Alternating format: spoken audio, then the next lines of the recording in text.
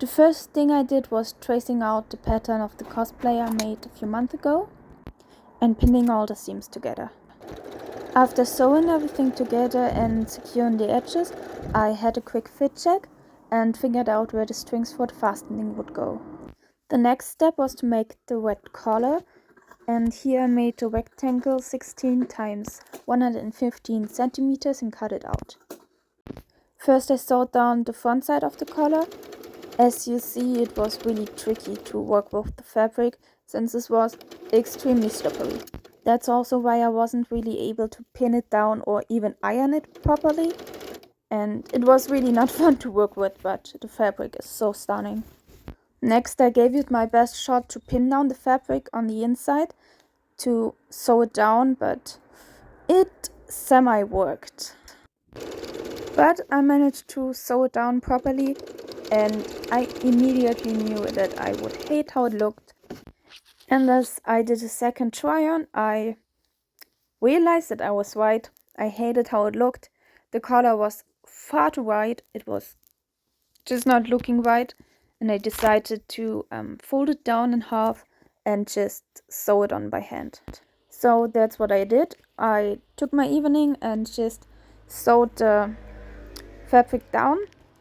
I was careful to catch like both folds of the wet fabric so it wouldn't shift. I don't have any footage of it, but after I stitched down the collar, I removed the stitches I made with my sewing machine, which was really hard because I had a perfect color match and used quite a tiny stitch. Yes, but I managed and it looks good.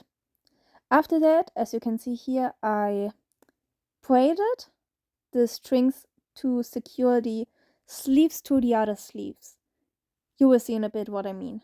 After the braid was finished, I cut it in 4 more or less equal parts, so I can then sew it into the sleeves. I don't have any material of how I pinned or cut the sleeves, because just like I said before, it was really tricky to work with, and the blue fabric using now for the lining wasn't any easier. After pinning the sleeves, I simply sewed them together and the lining to the outer fabric, white sides to white sides, so you cannot see the stitches. As you can see, I tried my best with pinning, but the fabric was extremely slippery. And after that, I tried my best in sewing down the outer side of the sleeves into the shirt. Just as before, I tried to pin, but as you can see in a second, it did not work really good. It was just really hard to work with the fabric. And the last step on the machine was to sew the sleeves together, like the long side. As you can see, it doesn't look perfect, but I will stitch it down by hand later on. So you have, even from the inside, a perfect sleeve. Here I'm stitching down the inner part of the sleeve. I made sure to grab one of the already existing stitches and just tack the fabric down like it. It's really easy, but it just takes like a lot of time. To finish up the sleeve, I tacked down the inner seam I created earlier, and here I made sure to only grab the blue fabric so the seam wouldn't be visible from the outside.